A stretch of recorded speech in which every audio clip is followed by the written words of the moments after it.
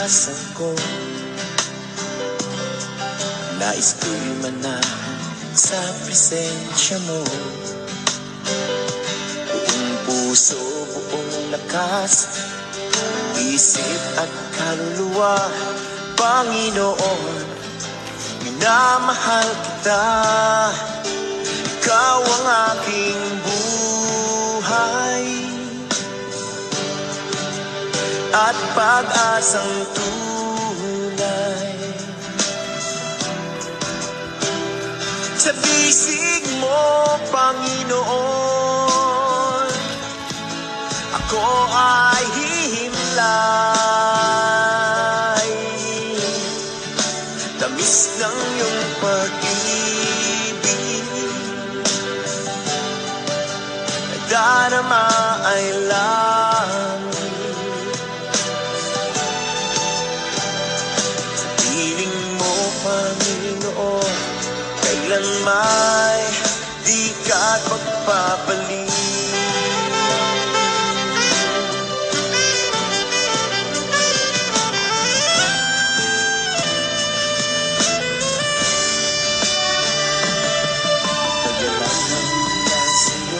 Kalakasan ko, nais ko'y manahan sa presensya mo.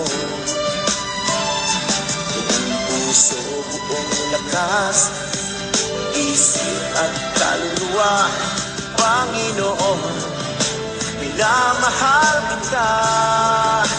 Ikaw ang aking buhay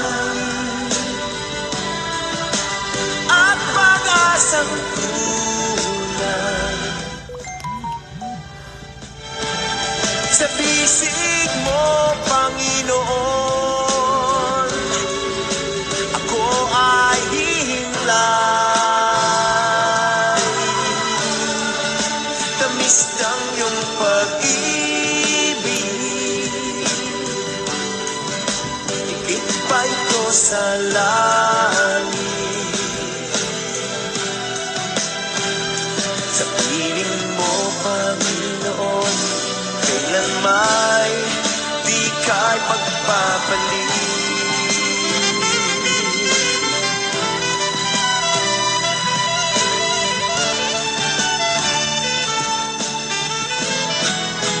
Ikaw ang aking buhay. Praise the Lord. Isang magandang gabi po sa ating lahat, mga minamahal mga kapatid, at purihin ang Panginoon. Once again, nandito na naman po tayo. Lang po, i-test natin ating microphone.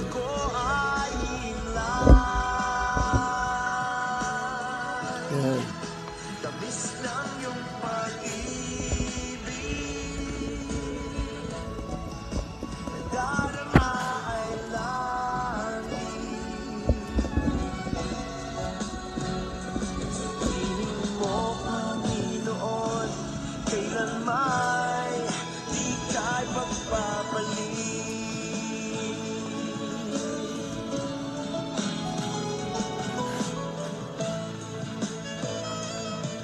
Praise God.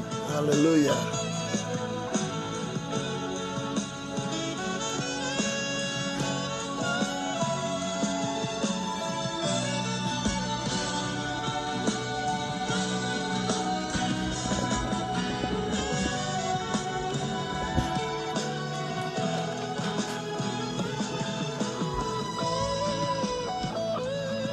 Purihin ang Panginoon. Praise God. At inayos po natin. Medyo na late na po tayo ngayon, pero tuloy natin. So, purihin ang Panginoon. Ito po, Tuesday na po ang ating live stream. Sa halip na Wednesday, ginawa na natin Tuesday. Ano po? At, pero yung Friday, yung pa rin po yun.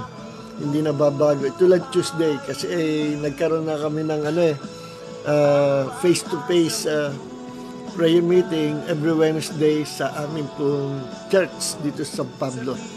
So, kamusta na po tayong lahat at nawa na sa mabuting kalagayan po tayo at nagmamadali ang gabi at batiin po natin ang bawat isa sa pangalan ng Panginoong Hesukristo. Hindi ko alam kung sino pong nauna, pero purihin ang Panginoon. Sister Marlene Morillo, Emralino. Ganda gabi po, Pastor June and Sister Lily. God bless po. Yan. At sa lahat. God bless you too, Sister Marlene Emralino. At si Dada, I think parang si Dada ang nauna. Ano? Si Maria Criselda Escondo. No, hello po. Good evening po, Pastor Nes at Pastora Lily. Happy birthday po sa inyong pastora sa aking may bahay. More birthdays and blessings and good health po. Yan. Nasa likod ko yung aking misis. Purihin ang Panginoon. Thank you, Dada, sa greetings mo kay Sister Lily, kaisa-isahan kong asawa. So, praise God. Ba, si Bong, si Francis Magbanwa, no? God bless you. Thank you, Bong. Si Francis Magbanwa po, asawa ng aking pamangkin na pinakamahusay na doktora sa buong Pilipinas. Thank you, Brother Bong, Francis Magbanwa, at si Criselda Dada. No, God bless you all. Sister Celia Baldubino with a big heart para kay Jesus. At Sister Ruby Ren with her big heart for the Lord Jesus Christ. God bless you, Sister Celia at Sister Ruby. Ano? God bless you. At ang aking bayaw, si Orlando Alonso Pulintan. Yan. Asawa po nung aking ate, nakatatandang kapatid. Thank you, Orlando, and God bless you more. Sino pa ba? Si Iris, pasensya na kayo, iisa itong aking monitor titingnan. Si Sister Iris, blessed evening po. Yung iba kasi hindi na uma-appear sa monitor ko eh. So pasensya na po kayo. Basta kayo nandyan, ang Panginoon nakakaalam, ano? Pagpalain po tayong lahat. Ito pala, meron pa sa itaas eh. Ito. Yan, Sister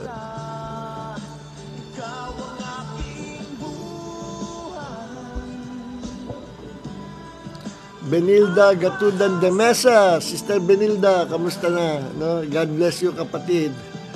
Si Maria Cecilia Rabino, Sister Cecil. No?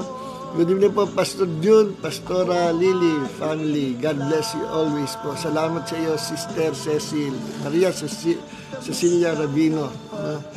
At dyan din kay pagpalain din, Sister Benilda Gatudan de Mesa. Blessed evening po, Pastor Nes and Pastor Lily, God bless us all. Thank you, Sister Benilda at Sister Cecil. At sa inyong lahat, ano?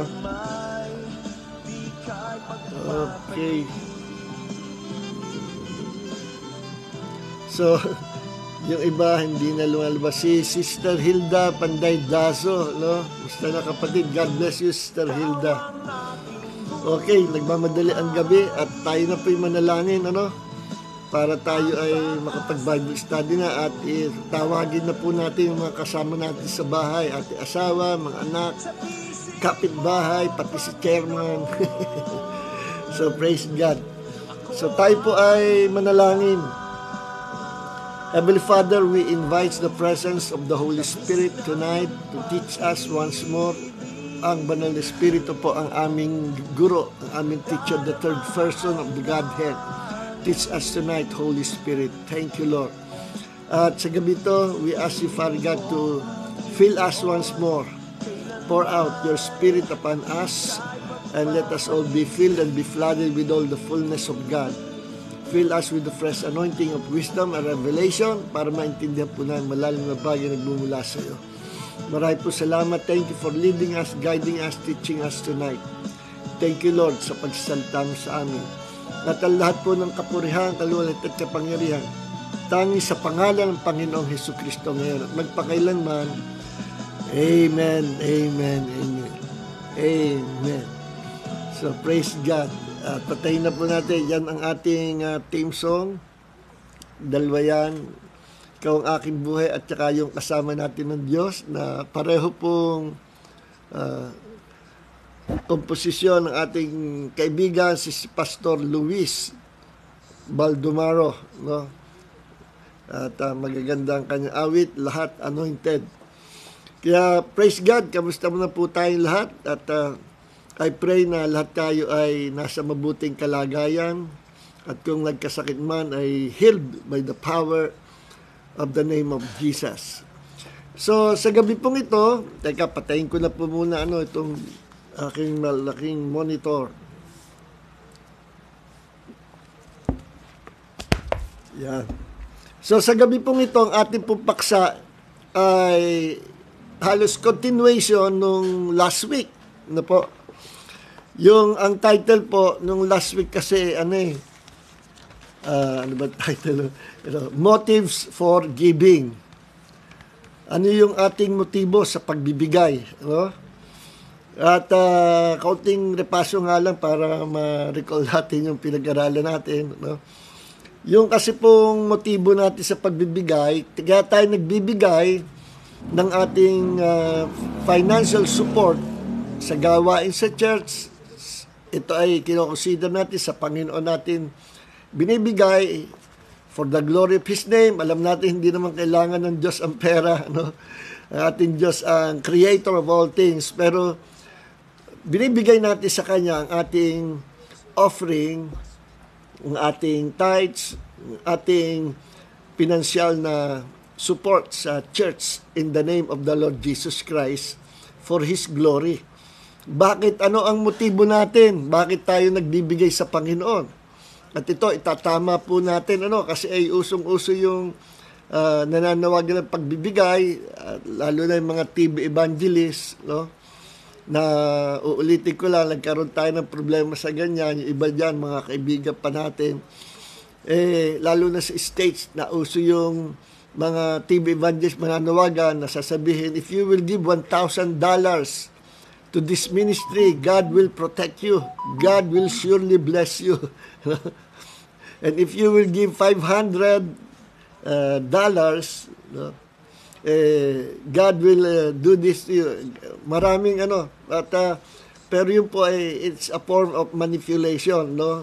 Huwag nating bubulahin yung ating mga partners, yung ating mga supporters. Madali namang manghingi, pero huwag na nating sasamahan ng ganong klaseng panghihingi. At mali po yun. Mali rin ang tinuturo ng maraming pastor na kaya tayo nagbibigay para tayo ay pagpalain ng Diyos. Hindi po yan ang purpose ng pagbibigay natin. Number one, tinalakay po natin last week, ang purpose of our giving is, number one, because we love the Lord Jesus Christ. We are giving it, no? Because we love the Lord. No? Binabalik lang natin sa Kanya yung pag-ibig, walang hanggang pag-ibig na ibinigay niya sa atin. No? Sapagkat ang unang nagbigay ng pinakamahalagang may bibigay, the best na gift na binigay sa atin ay ang ating Diyos, ang ating Ama, at ibinigay niya ang kanyang tanging anak na si Jesus upang tayo po ay maligtas. Yun ang regalo, ang bigay sa atin ng Panginoon. Siya ang unang giver, no? At yun ang gustong ituro sa atin ng Panginoon, to become givers, no? Satan is the taker, he is the thief, no? But our God is the giver. Kaya itinuturo, pinamaman sa atin ng Diyos na we must become givers also sa kaharian ng Panginoon at sa mga gawain at kung sino nangangailangan tulungan. Okay. So, kaya nga ang tinuturo sa atin ng Panginoon, kung tayo pagpalain ng Diyos ng sobra-sobra, it's because God wants us to give it also to other people. God wants to use us, para ibigay din natin sa iba o itulong din natin sa iba. Yung blessing na atin tinatanggap, hindi pa sarili. Okay. Now, number one, why we're giving, bakit tayo nagbibigay sa gawain sa Panginoon, sa church, at sa kung saan pa, for the glory of the name of Jesus, because we love the Lord. Yun ang purpose ng giving. Hindi yung magbigay kayo. Sino sa inyo ang walang sasakyan? Taas ng kamay. O dali nyo. Takbo kayo dito sa harapan at ihulog nyo dito sa offering box. No? I-claim nyo na kayo ay magkakaroon ng sasakyan. O sino gusto magkaroon ng bahay? O, taas sa kamay. Dali, magbigay kayo, taniman nyo yung bahay. At yun po ay pagtuturo ng greediness, materialism, at pagtuturo ng maling katuroan patungkol sa pagbibigay.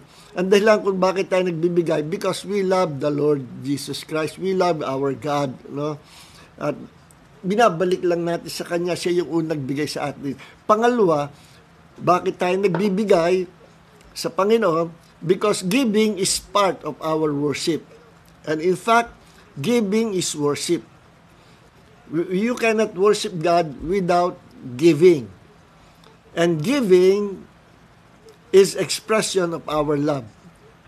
Kaya kita nyo yung pag meron binata na nagustuhan niya, yung dalaga, no?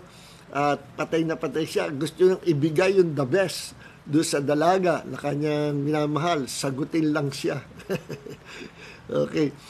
Kasi ang giving, lihitin mo, ito po ay expression of our love. We cannot love without giving, and we cannot give without loving. Now, pwede magbigay tayo pero sapilitan. Ayaw ng Panginoon nagbibigay tayo ng sapilitan, napipilitan, o dahil inudyokan tayo, o dahil gusto nating i-bless tayo ng Panginoon, gusto natin tugunin ng Diyos sa ating panalangin, magbibigay tayo ng malaki. Hindi po yan. Mali ang mga motibo natin yan. Yan yung pinag-aralan natin last week. We're giving something to God as an offering kasi giving is expression of our love and giving is worship. We are worshiping God. Kaya nga sinabi sa Deuteronomy chapter 16 verse 16 and 17 at sa Exodus chapter 23 verse 15, although ito ay part ng Old Testament, pero may makikita tayo na truth doon sa sinabi ng Panginoon sa bandang huli. Na ang sabi, huwag kang pupunta sa aking presensya, no? Do not appear before me, before the Lord, empty-handed. Huwag kang magpapakita o appear o papasok sa presence ng Diyos na empty-handed. Meaning, when you enter to the presence of God, kailangan meron kang something na ibibigay sa Panginoon. At sa Old Testament, under the Old Testament, nakikita naman natin, mga animal sacrifice, binibigay no-offer sa Panginoon, yung unang bunga, the first fruit, no? Ino-offer sa Panginoon. At ang mga Jews ay nire-require ng Diyos na mag-offer sa Diyos kapag sila ay sasamba. Do not appear before the Lord empty-handed. No? Kung i-apply naman natin yan sa New Testament, yes, ganun pa rin po yan. Do not enter into the presence of God empty-handed. Ano ibig sabihin? Kailangan pagpapasok tayo sa presence ng Diyos, papakita tayo sa Panginoon, meron tayong something na ibibigay sa Panginoon. Ano yun? Hindi lang po pera. Ano yun? Number one is our time. Ano pa? I-offer natin ating time. Put God first. Sa ating schedule, sa ating agenda, sa ating plano, put God first. Offer your time to God. Pangalawa, offer your talent to God. Gamitin mo yung talento mo sa Panginoon. Merong iba, ginagamit yung talent sa sanlibutan pero ayaw gamitin sa Panginoon. Yung talent niya sa music. Okay. Ano pa? I-offer natin ang ating pagpupuri sa Panginoon. I-offer natin ang ating pasasalamat. Bigay natin ang buong puso, pasasalamat, pagpupuri sa Panginoon. At pinakamahalaga, ibigay natin sa Panginoon yung ating buhay. Offering our bodies to God as a living sacrifice, sabi sa Romans 12:1. Paano natin i-offer ang ating katawang buhay sa Panginoon? Ibig sabihin, paggamit natin ang ating katawan for the ministry of the Lord, for His glory. Gamitin natin ang ating mga kamay, ating mga talent, ating mga paa for preaching the gospel, or sharing the good news, or helping others for the glory of the name of Jesus, bringing more souls into the kingdom. Gamitin natin ating sarili, gamitin ang time, i-offer sarili, at i-offer natin ating pamilya, ang mga anak natin, i-offer natin sa Panginoon, turuan sila ng pagkatakot at paglilingkod sa Panginoon, turuan sila na manampalataya na lubos sa Panginoon. Okay, so marami i-offer tayo sa Panginoon. At dito, ang pananalapi o financial na offering, of course, isa rin yan sa nire-require ng Panginoon. No? Offering, yung mga blessing, yung kinita natin, ay nagbubukod tayo ng pang-offer natin sa Panginoon. No? At yung iba ay 10%, yung iba ay more than 10%. Kaya, yun ang dahilan why we are giving, no, or offering our best to God. Number one is because we love God. Yun ang purpose natin, ang motibo natin, not to be blessed by God, but to bless God. To bless God. Number two is because giving is worship. And number three is we are imitating God. Ginagaya lang natin ang Diyos. At yan ay tinuturo sa ating Panginoon na gayahin daw natin ang Panginoon. Kagaya sinabi sa Ephesians chapter 5 verse 1, my little children, imitate God. You know? Imitate God, my little children, sabi ni Apostle Paul sa Efeso. At sa 1 Corinthians chapter 11 verse 1, sinabi ni Apostol Pablo sa mga taga-Corinth na imitate me as I imitate Christ. You know? Gayahin niyo ako, nagaya ko na ginagaya si Kristo. Okay? So, let's imitate God. Sabi sa John 3:16, for God so loved the world that He gave His only begotten Son, that whoever believes in Him shall not perish but have everlasting life. Ang Diyos ang unang nagbigay sa atin. Binigay niya ang regalo sa atin, sa buong daigdig, ang Panginoong Hesus na siya nating kaligtasan. You know? Kaya, pag merong hinihingi sa atin ng Panginoon, no, may hinire-require sa atin, hinihingi sa atin, ibigay natin sa Panginoon. Sapagkat ang unang binigay sa atin ng Diyos, hindi natin matutumbasan ng anuman. Ang maigaganti lang natin sa Panginoon ay ang mahalin ng Panginoon ng buong puso, buong kaluluwa, buong pag-iisip, buong espiritu, buong pagkatao, no? And put God first. Okay? Now, yan ang motibo natin sa giving. No? Hindi yung, sige, magbibigay ako kasi nabalitaan ko na binibless ng Diyos yung mga nagbibigay. Meron nga ako alam noon na binigay niya yung kanyang pajero.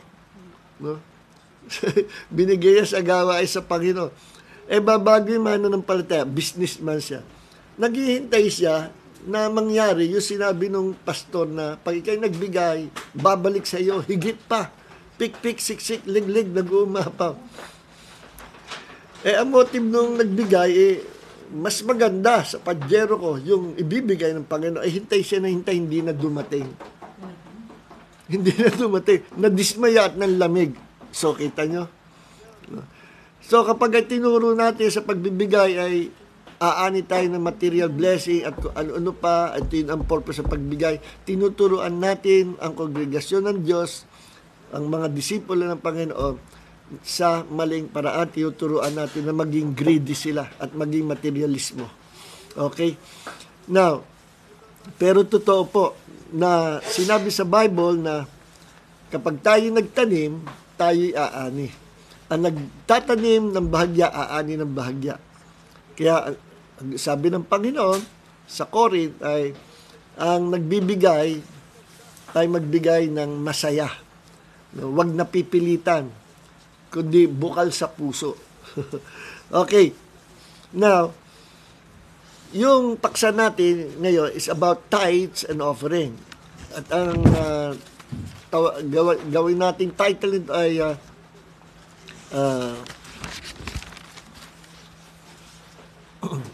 is tithing biblical? Biblical ba ang tithing? Bakit tayo nagta-tithes? Dapat ba tayo mag-tithes? Iniutos ba sa Bible na mag-tithes? No? At ito, gawin ko, kunin ko ang Bible ko. Marami ang mga churches, born-again churches, na pag-usapay pagbibigay, ang kino-quote yung Malakay 3:10. No? Tingnan natin ang Malakay 3:10.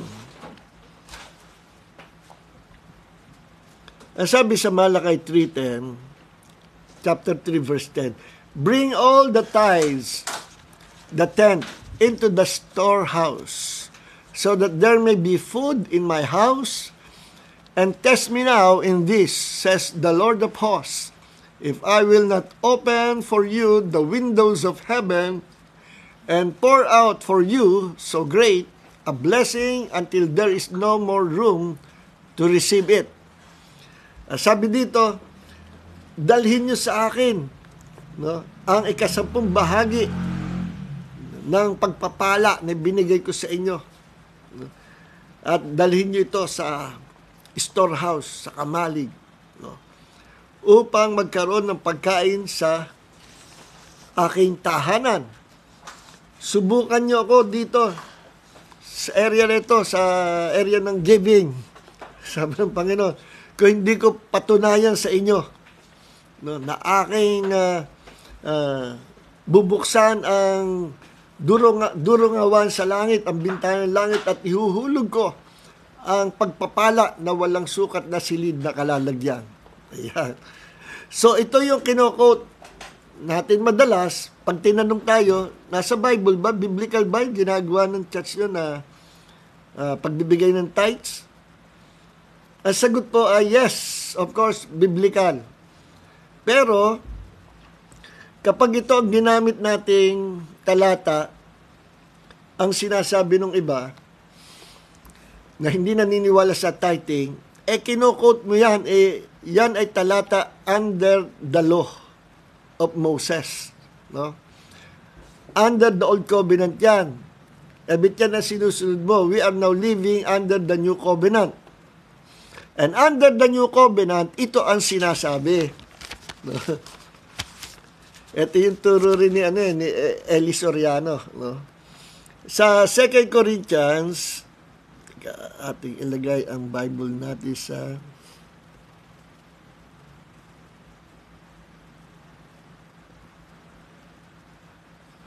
New King James.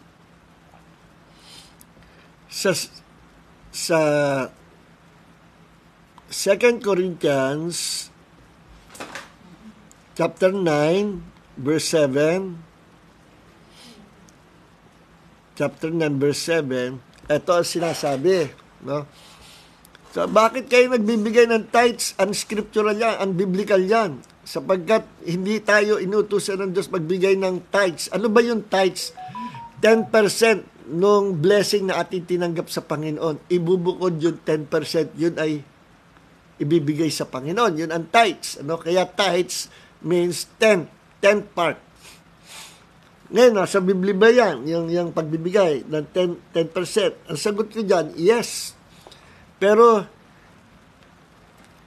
doon sa mga kontra sa tithing, hindi ko kino-quote yung Malakay 3:10. Kasi binabanat nila doon, siya sabi, yan ay under the law of Moses. And we are no longer under the law of Moses. We are under the new covenant. And under the new covenant, ito sinabi, 2 Corinthians chapter 9, verse 7 and 8. So, let each one give as he purposes in his heart, not grudgingly or of necessity. For God loves a cheerful giver. And God is able to make all grace abound toward you, that you, always having all sufficiency in all things, may have an abundance of every good work. Yung verse 8, ito yung bunga ng pagbibigay, no? Sabi dito, kapag nagbigay, mananagana tayo sa biyaya ng Diyos na susuplayan tayo ng Panginoon ng pagpapala o ng karapat-dapat na ibigay sa atin. No? With all sufficiency in all things, may have an abundance for every good work. Kasi once binless tayo ng Panginoon, yung blessing niya, gagamitin natin for doing good works. No? Yun ang point dito. So, meron talagang aanihin na blessing. Once you give unto the Lord, merong balik na blessing ang Panginoon. But do not seek the blessing, but rather seek the blesser. Huwag nyo nga hanapin yung blessing pag kayo nagbigay. Ang hanapin nyo yung Diyos na lumikha ng langit at lupa. Hindi yung blessing, kundi yung blesser. Okay? Ngayon, ibalik natin sa verse 7. So, itong kinakatwira ng iba. Bakit kami magbibigay? Sa aming church, hindi kami nagbibigay ng 10%. Sapagkat sabi ng Panginoon, sa verse 7, ulitin ko lang, ha? So, let each one give as he purposes in his heart. So, pinag-uusapan dito, yung purpose, no, ng puso. Bakit ka nagbibigay? No? Gaano kalaki? Kung ano yung dinisisyonan ng puso. Ilipat nga natin ang Bible natin sa New American Standard Bible.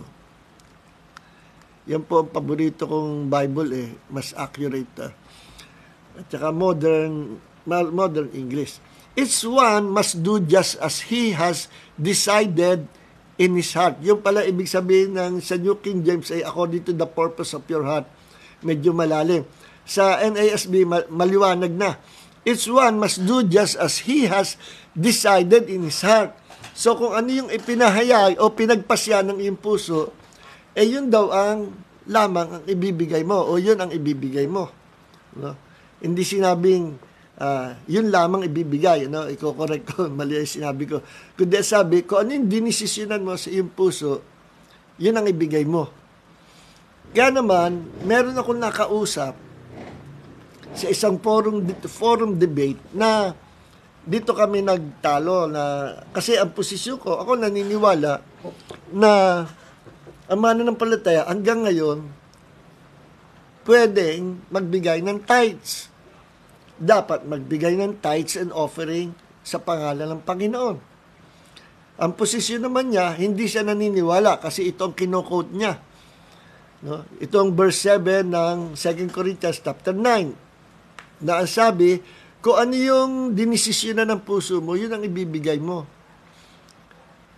Ang tagal namin nag-uusap, sabi ko, alam mo ba na mas mabigat yung sinabi sa New Testament na each one must do just as he has decided in his heart. Kung anong sinasabi ng puso mo, kung magkano inililid ka ng puso mo na ibigay, yun ang ibigay mo. Hindi naintindihan nung kausap ko yung talata na ito kasi ang ibig sabihin na magbigay, no, na sabi rito, just as he has decided in his heart, kung ano yung dinisisyonan ng puso mo, meaning according to your heart, ang pagbibigay. Under the Old Covenant, kagayang Malakay 3:10, under the Old Testament, ito ay obligado ang Israel na magbigay, no? Sapagkat ito ay part ng batas na binigay ng Diyos kay Moses, part of the law.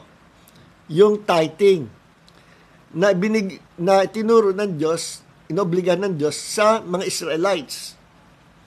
Ang sabi ko doon sa kausap ko, hindi ako nagbibigay ng tithes or 10% sa Panginoon dahil sa Malakay 3:10. No?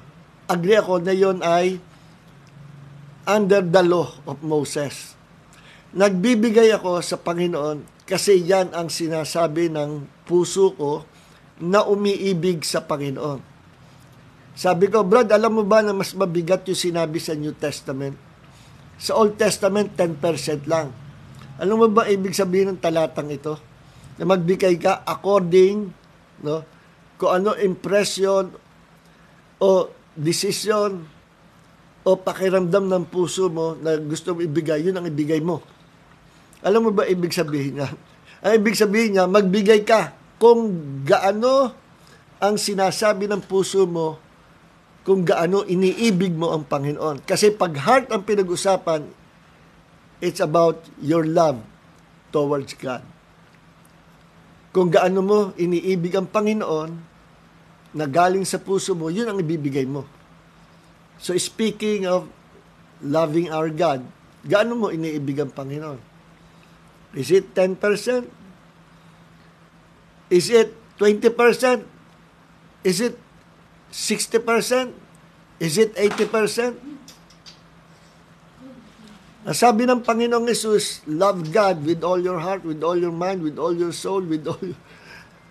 Ibig sabihin, ibigin mo ang Diyos ng walang limitasyon.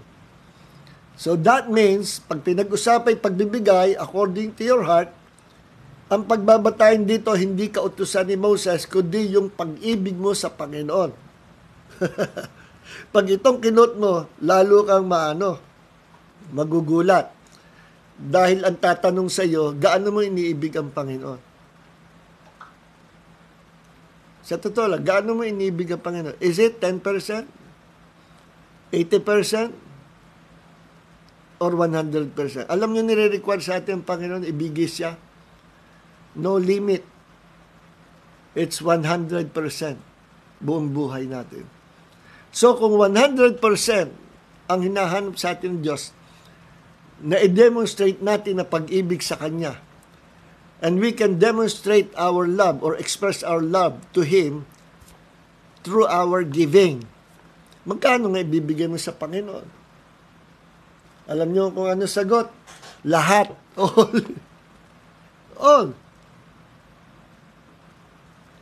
Alam nyo, basahin natin itong, alam nyo, nagkaroon ng breakthrough during the times of the apostles. Sa Acts chapter, basahin natin Acts chapter 4. No? Acts chapter 4, verse 34. Alam nyo ba yung mga mananampalataya, nung hinipo ng Panginoon ang kanilang buhay at hinipo ng Diyos ang kanilang mga puso, lahat yung material properties nila, buong buhay nila, sinuko nila sa Panginoon, sa paanan ng mga apostol. Tingnan niyo nangyari noon, no? Nung maintindihan nila kung paano iibigin ang Panginoon. Tingnan niyo, Acts chapter 4, verse 34. For there was not a needy person among them. Walang naging salat, walang nangangailangan, walang nagpapalimos sa kongregasyon ng Diyos noong panahon ng mga apostol. For all who were owners of the land or houses would sell them and bring the proceeds of the sales. No? Binebenta nila yung mga ari-arian nila at yung napagbentahan ay ibinigay nila sa paanan ng mga apostol. Pinagkatiwala nila sa kamay ng mga apostol na siya namang i-divide yung blessings na yon sa congregation. Verse 35, and lay them at the apostles' feet, and they would be distributed to each to the extent that any had need. Kaya walang nagutom, walang mahirap, lahat dinistribute nila. Abay, hindi madali na ibenta mo yung lupa mo para sa gawain sa Panginoon. Ibenta mo yung ari-ari mo para sa kapakanan ng mga kapatiran. Mahirap yon, mahirap. Pero walang mahirap kapag bumuhos ang saganang biyaya ng Diyos, na dala-dala ang saganang pag-ibig ng Diyos. Makakalimutan mo ang makasarili, nahangarin mo, mawawala ang greediness. At ang maiisip mo lang, magiging desire mo lang, ay mapaglingkuran ng Panginoon ng buong puso mo at willing ka na ibigay ang lahat because of your love. Love na walang limitasyon. Love para sa Panginoon. See? Kaya, praise God, no? Yung nangyari sa Book of Acts, hindi ko pa nakikita dito nangyayari sa modern times natin ngayon. Pero nangyari yon dahil sa naintindihan nila kung paano ang pag-ibig na dapat ibigay natin sa Panginoon. We cannot love God without giving, and we cannot give without loving. Okay? Kaya, pag pinag-usapan ay magbigay ayon sa kapasiyahan ng puso mo, ay pag-uusapan dyan puso. Puso mong umiibig sa Panginoon, gaano mo iniibig ang Panginoon? Pag 10% lang binigay mo ibig sabihin, 10% mo lang iniibig ang Panginoon. Kita mo? Mas mabigat ang New Testament. Yung iba gustong umiwas sa pagbibigay ng tithes, kino-quote nila yon. Yung 2 Corinthians chapter 9 verse 7, kino-quote para makaiwas sa pagbibigay. Kaya sabi ko doon sa kausap ko sa debate forum, Brad, ako nagbibigay, to tell you the truth. Kasi nagbibigay ka ba tithes? Of course. Nagbibigay ka ng 10%, hindi yan biblical. Sabi ko, yung 10% sa amin, minimum yun. Kami, walang limitasyon. The more na binibless kami ng Panginoon, the more we give more to God. Yung 10%, yun ay hindi sukat yun. Minimum lang sa amin yun. Because we are no longer under the law. Under the law, it's 10%. At doon sa Malakay 3:10, alam nyo po ba, hindi lang 10% yung maraming tithes ang mga Jews, iba-ibang klaseng tithes. No? Hindi natin matatala. Kaya pag sinunod yun, under the law, 10%, ang daming 10% yun. Kasi sabi pa, bring all the tithes to the storehouse. All the tithes. Marami yun. Ngayon, bakit tayo nagbibigay ng 10%? Ang 10% po ay gesture ng ating expression and gesture ng ating pag-ibig sa Panginoon, na ang ibig sabihin ng 10% ay we are putting God first place in our heart. No? Kasi ang 10% ay sa kabuuan, halimbawa meron kang meron kang 1,000 pesos. Magbibigay ka ng 10%. Magkano 10% ng 1,000 pesos? 100 pesos. Yung 10%, meron po kasi tinatawag na the law of first fruit. Nasa Bible po yan. It's in the New Testament. Na under the law of first fruit, ang ibig sabihin po ng law of first fruit, batas ng unang bunga, at yan mismo ay pinractice mismo ng Diyos. At ang Diyos ang unang nagbigay ng unang bunga. At ang unang bunga ay si Jesucristo, ang ating Panginoon. Kaya tawag kay Jesus sa Bible the firstborn or first fruit. The first fruit. At may title si Jesus the first fruit. May title si Jesus the firstborn of many brethren. Firstborn of all creation. Ibig sabihin ng firstborn of all creation, meaning, hindi po yung siya yung kauna-unahang nilika, kundi sa Greek, ang ibig sabihin firstborn of all creation, He is the ruler, the leader, the author, the controller of all creation. Yun title, Jesus firstborn of all creation. Bukod doon, may title siya na firstborn of many brethren. Firstborn din, first among those, ano sabi dito? First to be resurrected. No? Si Jesus ang kauna-unahan na binuhay mula sa mga patay under the New Covenant, sinasabi po yan. And after His resurrection, lahat ng sumampalataya sa Kanya ay pinangakuan din ng Diyos na mabubuhay ding maguli kasama kagaya ng Panginoong Hesus. Kaya si Jesus ang panganay sa mga magkakapatid at kauna-unahan, first fruit, na binuhay ng Panginoon mula sa patay. Under the law of first fruit, kung ano yung nauna, tandaan nyo, si Jesus ang pattern po natin. Bakit tayo naging anak ng Diyos? Kasi merong nang naunang anak ng Diyos. Ang law of first fruit ay nagsasabi, ito yun.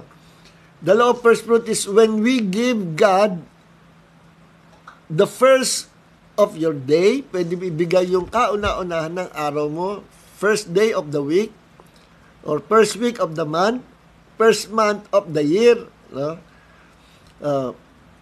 Kauna-unahan ding pera, first fruit, unang sweldo, no? Kauna-unahan din sa service, no? Sa paglilingkod, ano yung inuna mo?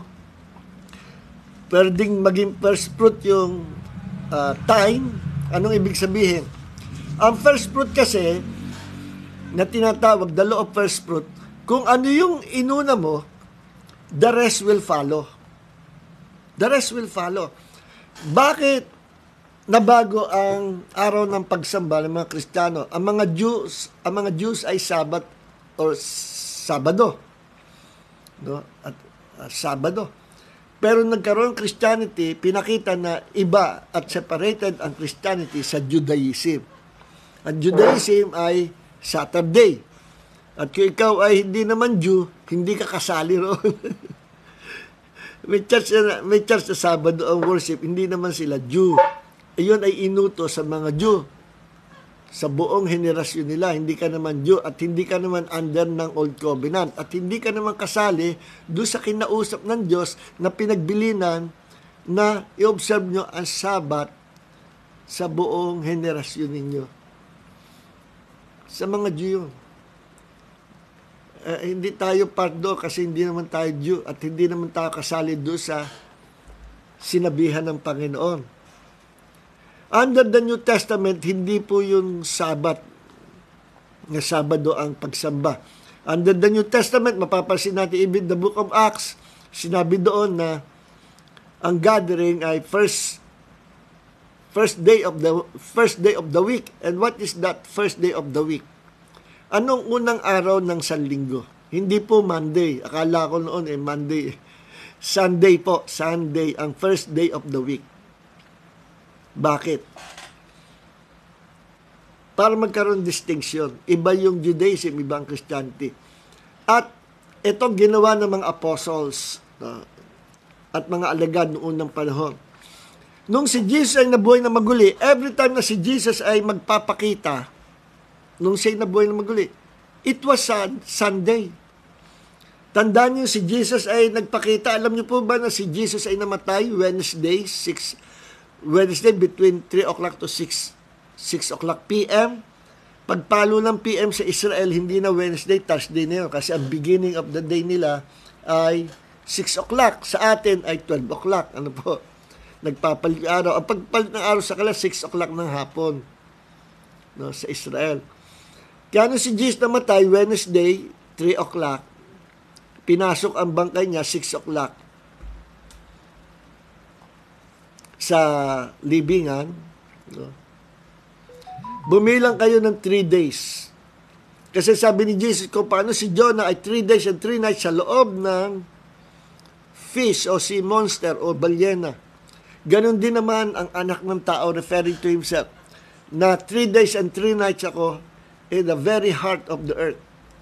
Doon sa pusod ng mundo o doon sa center of the earth na kinaroroonan ng hell or Hades. Doon daw siya ng 3 days and 3 nights. Literal po yan. Kanina lang nakikinig ako doon sa isang theologian mahusay na theologian pa naman, pero sablay yung kanyang teaching. Sabi niya, hindi daw literal yung 3 days and 3 nights, yun daw ay figurative word. Saan doon ang clue na magiging figurative word yun? Paano naging figurative word yung 3 days and 3 nights? Tinukoy na nga ni Jesus kung paano si Jonah 3 days and 3 nights, ganun din ako sa ilalim ng mundo, doon sa Hades, I will be there for 3 days and 3 nights. Literal sinabi ni Jesus. No? Hindi naman parable yun, hindi rin figurative word. Saan doon ang figurative word? Sa rules sa interpretation, saan doon ang clue na yun ay figurative word? Mali. No? Kaya sa kanya, Friday namatay si Jesus. Nabuhay Sunday. Ang layo. Sa totoo lang, si Jesus namatay Wednesday, 3 o'clock. Between 3 o'clock to 6 o'clock p.m. Bumilang kayo ng 72 hours, equivalent sa 3 days. Nabuhay si Jesus between 3 o'clock ng hapon, between 3 to 6 o'clock ng hapon, ng Sabado. Wednesday, Thursday, Friday, Saturday, eksakto 72 hours. Kaya, 6 o'clock ng Saturday ng hapon, buhay na si Jesus. Hindi mo na siya nagpakita. No? Nagpakita siya after 12 unaccountable hours sa Bible. Tahimik ang Biblia, 12 hours ang lumipas, saka pa lang siya umapir. Sunday na. Pero hindi Sunday ang Resurrection Day.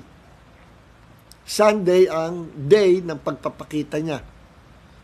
At yung iba, sa tradisyon ng mga Kristiyano noon, tinutukoy nila na Resurrection Day yung Sunday. No? Kasi Sunday nagpakita eh. But actually,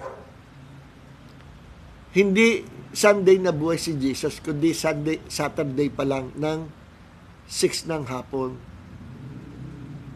May 12 hours na silent ang Bible.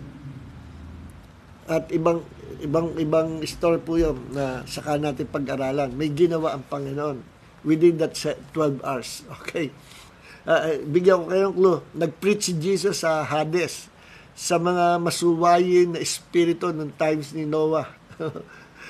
Tapos, niliban niya, tinawid niya yung kabilang bayo kung tawagin nun ay paradise o Abraham bosom. At isinama niya ang mga alagad sa heaven. So, yun ang to make the long story short. Now, pamula noon, ang gathering ng mga Kristiyano naging Sunday na. Kasi nagpakita si Jesus Sunday. At one time nagpakita rin si Jesus sa 11 disciples, apostles. Absent si Tomas, 10 lang pala. Absent si Tomas, namamasyan. Dumating si Tomas, naku, Tomas na mismo ang Panginoon, buhay ang Panginoon. Saan ka ba nagpunta? Ini-easter nyo, niloloko nila ako. Unless makita ko at may suto o butas sa kanyang kamay o sa tagiliran, hindi ako maniniwala. To see is to believe. That was Sunday. No? After a week, Sunday uli, dumating uli si Jesus. Sunday uli. No? Laging Sunday. Alam nyo ba nung si Jesus nagpakita kay John sa island of Patmos, it was Sunday. Alam nyo ba yung outpouring of the Holy Spirit noong day of Pentecost? 120 believers ang nabaptize sa Holy Spirit. It was Sunday. Lagi Sunday. So dito magkakaroon tayo ng idea at clue na si Jesus nagmamanifest every Sunday. So pamula noon ang Christianity Sunday. Hindi po totoo na namana natin ang Sunday worship sa Roman Catholic Church. Hindi totoo yun. Tinitingnan natin, ang gathering sa Book of Acts ay every Sunday. At mismong binilinan ni Paul, ang mga taga-Corinth, na yung collection ay kukunin every first day of the week, Sunday. So that means, yun ang gathering day nila. Bakit Sunday? Kasi ang Sunday ang first day of the week. Kapag kung saan ka nagsimula ka under the law of first fruit, nagsimula ka sa blessing, lahat buong susunod na senaryo ay puro blessing. Nagsimula ka sa masama, lahat ng susunod masama rin. No? Yun ang under the law of first fruit. Kaya si Jesus ang first fruit sa mga nabuhay na maguli. Lahat ng sasama kay Jesus mabubuhay ding maguli kasi merong pattern. Ang first law of first fruit ay pattern. Bakit ang 10% inihiwalay natin sa kabuuan? Ano ba, 1,000 pesos, bubukod ka ng 100 pesos bilang 10% ng 1,000. Ihiwalay mo yun, hindi mo gagalawin. At during the time na pagbibigayan na, saka mo ibibigay. Hindi mo gagalawin yun. Kapag ang 10% hindi mo ginalaw, nagiging first fruit yun. Kaya kung tawagin din yon ay first fruit, yung 10%, once na hindi mo ginalaw. Pero pag ginawa mo, dumating yung Lazada o Shopee at may dumating na babayaran ka, naku, ay, wala akong barya. Naku, hindi ko na, biglang dumating yung order ko. Teka, Lord, gagamitin ko muna itong tithes. Kinuha mo yung tithes, pinambayad muna sa Lazada. Tapos, binalik mo naman nung hapon. Lord, ito na, binabalik ko na. So, yung blessing nun, hindi na gaya ng dati. Hindi na yung first fruit. hindi na pure, hindi na first fruit kasi ginamit mo, kahit binalik mo pa. Ordinary tithes lang yon, ordinary 10%. May blessing din yon, of course, pero hindi kasing bless na tatanggapin mo kung ginawa mong first fruit yun. Ano ang bagay na ibinukod mo, it becomes first fruit. Ang oras natin pwede maging first fruit. Pagkagising mo sa umaga, inunan mo kaagad ang Panginoon. Bago ka magluto, bago ka maligo, bago ka kumain, bago ka umalis, inunan mo ang Panginoon. That will be your first fruit in the morning, yung time inoffer mo sa Panginoon. That becomes first fruit. And the whole day will be a blessing to you. Yes. Pag inunan natin ang Sunday, sa buong sanlinggo, first day of the week is Sunday, at ikaw ay inunan mo ang pagsamba sa Panginoon, the rest of those days will be a blessing to you. Alam nyo, pag nagbabagong taon, simulan nyo, pag nag-New Year, simulan nyo ang paglilingkod sa Panginoon. I-offer nyo ang buong taon sa Panginoon. And the rest of the months of that year will be a blessing to you. That's the law of first fruit. Kung ano inuna mo, the rest will follow. Sinimulan mo sa maganda, maganda ang mga susunod. Simulan mo sa pangit, mga pangit din susunod. Okay? So, yung first, kaya ang 10% nagiging first fruit din once na hindi mo ginalaw. E nga, balik tayo sa tanong. Bakit tayo nagbibigay? Are we following the laws of Moses? Hindi po. We are giving our tithes. Sa amin, ay minimum lang yon, gesture lang yon, that na inuuna namin ang Panginoon.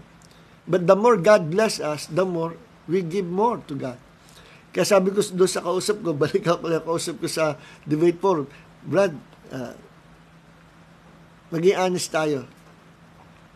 Ako, aminin ko siya, nagbibigay ako ng tithes, 10%, at more than tithes, more than 10% pa. The more God bless me, the more I give to God. Ikaw, nagbibigay ka, magkano binibigay mo? Be honest, magkano binibigay? Naku, alam nyo, hindi ko mapasagot-sagot. Ang tagal bago sinagot.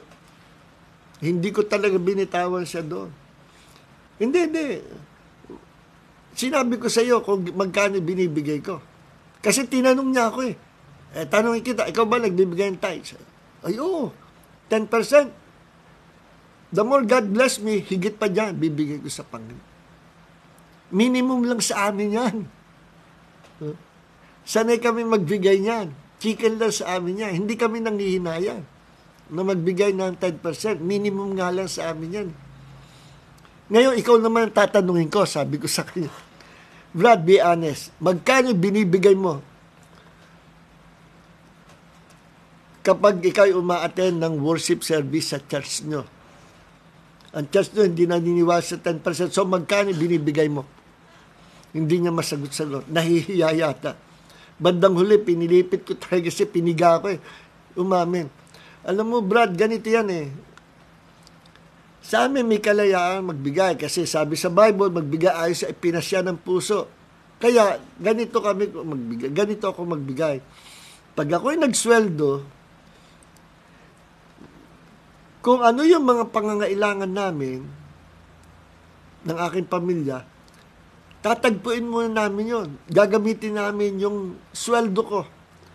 Ngayon, kung anong matira sa sweldo ko, doon ako kukuha ng pambigay sa Panginoon sa church. Naku, Brad, sabi ko, ikaw magbigay ay latak. Sa aming church, hindi ganyan. Ayaw namin at ayaw ng Panginoon na latak ang ibibigay natin. Ang gusto ng Panginoon, put God first. Ikaw, pinanghuli mo ang Panginoon. Nakakahiya. Nung tayo nangangailangan ng salvation, inuna tayo ng Diyos. For God so loved the world that He gave His only begotten Son, that whoever believes in Him will not perish but have everlasting life. The best ang binigay sa atin ng Diyos, not only 10%, yung pinakamahalaga sa Kanya. God Himself nag-volunteer to give His life for our sake. Tapos uunahin mo o ipanghuhuli mo ang Panginoon? Lata. Nakakahiya tayo, Brad. Nakakahiya. At doon kami naghiwalay. Sana na natauhan siya. Ngayon, ano ang scriptural basis o supporting scripture natin? Bakit tayo nagbibigay ng 10% or more than 10%? Kasi pag sumobran 10%, hindi na po tithes yun. Yun ay offering na tinatawag. Offering.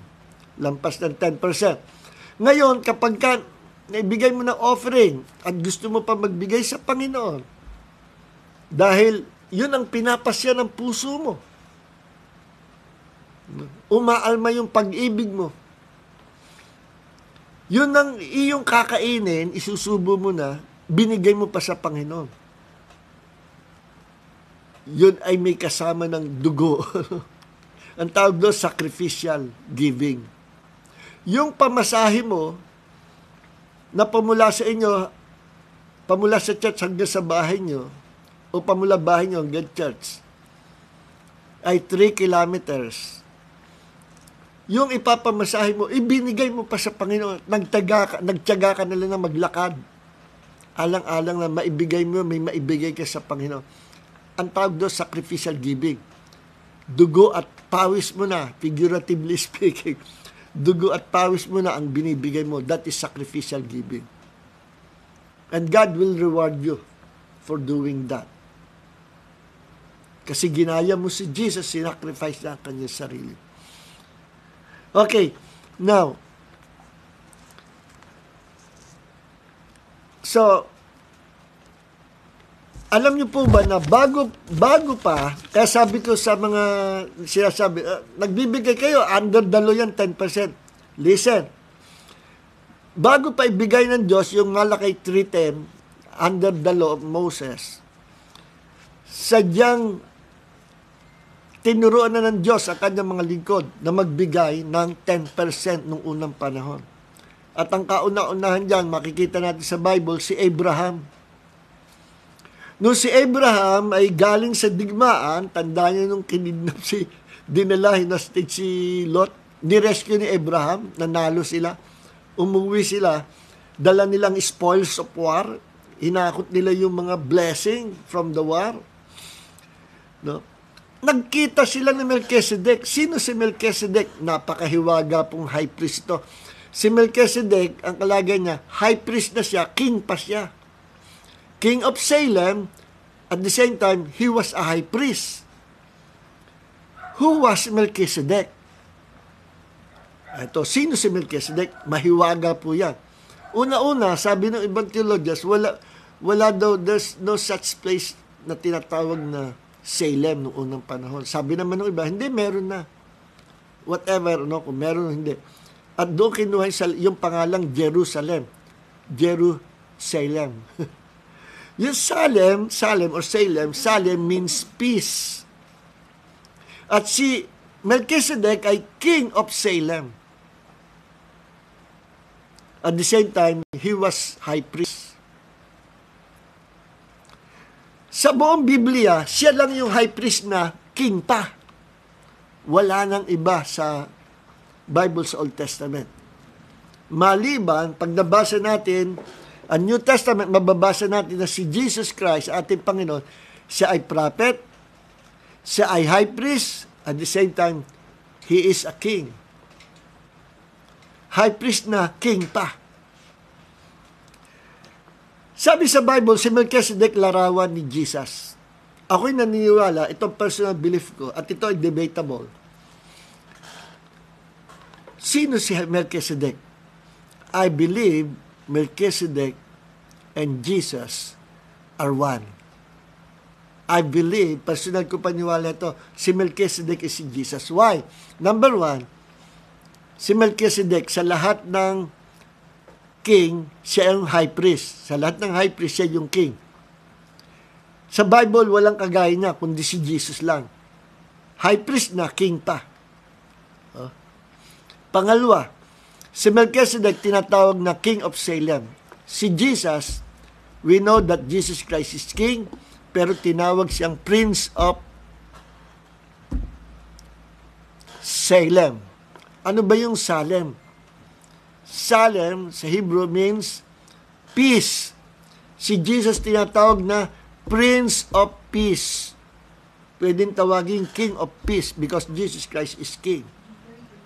Jesus Christ is Prince of Peace. Melchizedek is King of Peace. King of Salem. So, magkapare sila.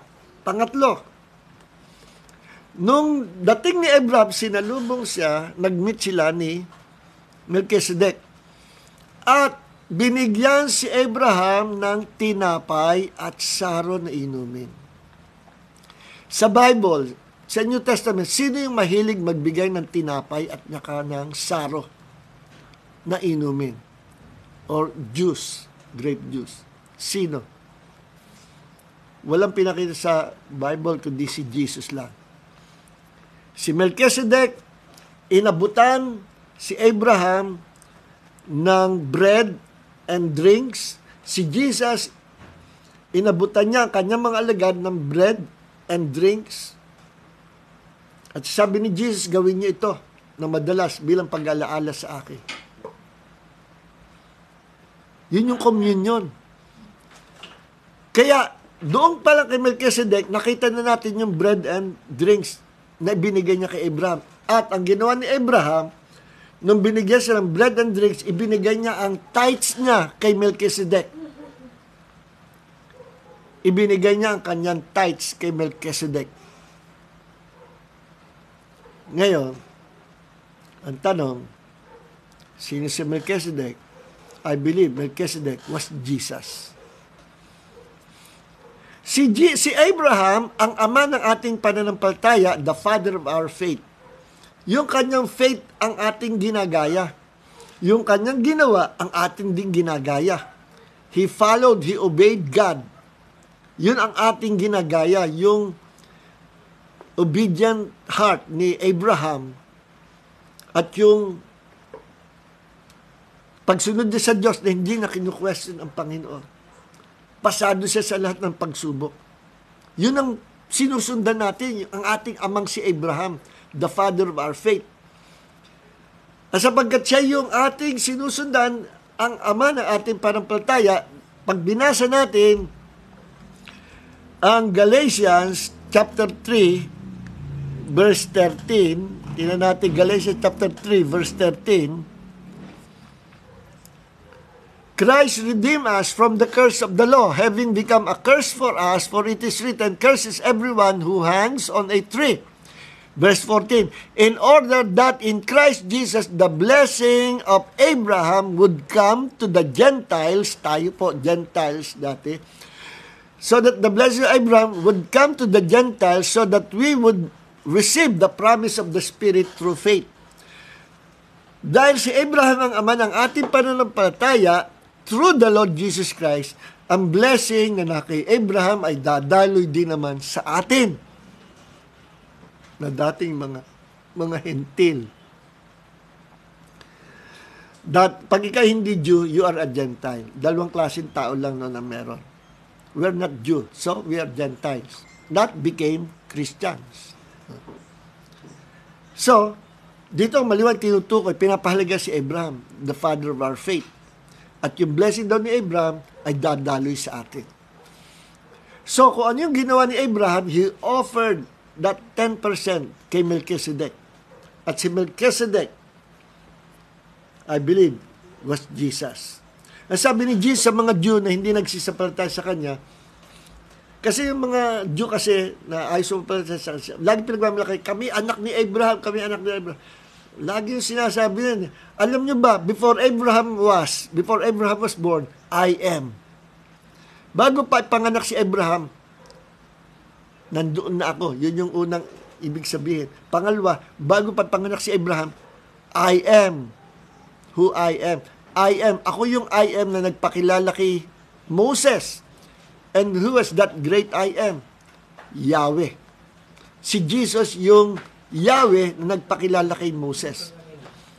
At si Jesus din yung Yahweh, I am, na nagpakita kay Abraham nung time na yon.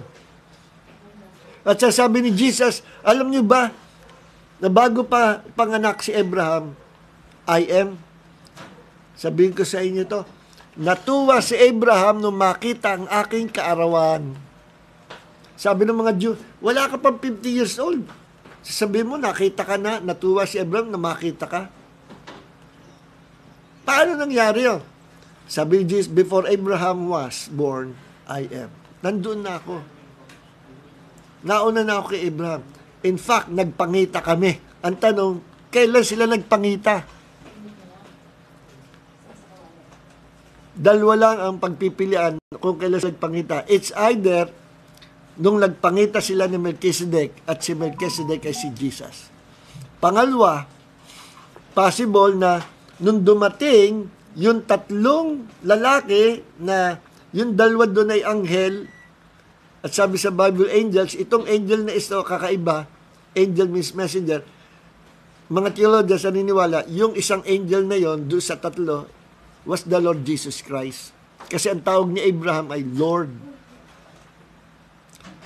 At sinabi nitong messenger nito, itong anghel na magdadalang tao si Sarah. Tawa ng tawa si Sarah. Anong tinatawa mo? Totoo. Ito. Hindi, nagtaka lang ako kasi ang tanda-tanda ko na, 90 years old ako, magdadalang tao. I believe si Jesus. So, alin man sa dalawa na nagpangita sila ni Abraham, pero nagpangita sila. Pero ako malamang, naniniwala ako, yun yung eksena, yung senaryo na galing sa digmaan si Abraham, nagpangita sila ng Melchizedek, and Melchizedek was Jesus. Na ibinigay niya ang kanyang tithes. Listen, under the New Testament, we are giving our tithes to our Lord Jesus Christ. Nagbibigay tayo ng tithes para sa Kanya. At ito expression of our worship para sa Kanya. Because Jesus is God. See? Kaya tayo nagbibigay.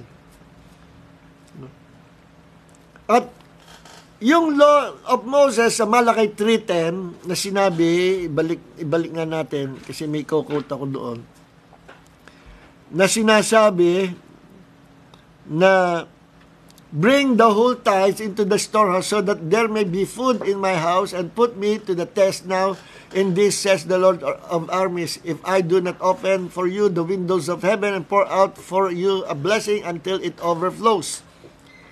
Ito ay under the law during the times of Moses and Aaron. We are not giving our tithes because of Malakay 3:10. We're not giving our tithes under the law and not under the priesthood of Aaron. We are not giving our tithes not under the priesthood of Aaron. Kasi ito under the priesthood of Aaron. We're giving our tithes just like what Abraham binigay niya ang tithes niya kay Melchizedek. Ganon din tayo. We will give our tithes to our Melchizedek. Walang iba kundi si Jesus Christ. We are giving our tithes not according to Aaron's priesthood, but according to the priesthood of Melchizedek. So, klaro na po.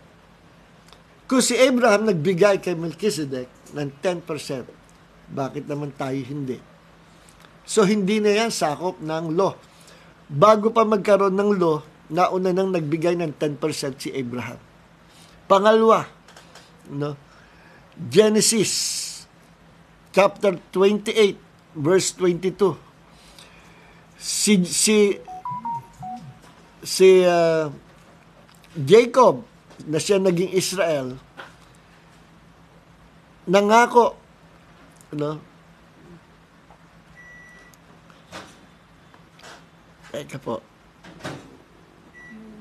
nangako sa Diyos na ibibigay niya yung tithes 10% kapag siya ay iningatan ng Panginoon. Nasa Genesis chapter 28 verse 22. And this stone which I have set as a pillar shall be God's house, sabi ni Jacob. And of all that you give me, lahat na binigay mo sa akin, Panginoon, I will surely give a tenth to you. Yun ang sabi ni Jacob. Lord, pangako ko to. Bibigay ko sa iyo ang 10% ng lahat ng binigay mo sa akin. Itaas natin yung, basahin natin yung context, no? Kasi nga, natulog si Jacob, na naginip siya, nakakita siya ng pangitain na hagdan, papuntang langit, at ang mga angels ay panikpanaog, at tinawag niya yung lugar na Bethel, verse 19. And he called the name of that place Bethel, but the name of that city had been Luz previously. Verse 20. Then Jacob made a vow, saying, if God will be with me and keep me in this way, that I am going, and give me bread to eat and clothing to put on, so that I come back to my father's house in peace, then the Lord shall be my God. At ito ang pangako ni Jacob. And this stone which I have set as a pillar shall be God's house, and of all that you give me, I will surely give a tenth to you, or I will give my tithes to you. Ang tanong, sakop ba ng law ni Moses itong si Jacob? Noong time niya at si Abraham nagbigay ng tithes, parehong nagbigay ng tithes.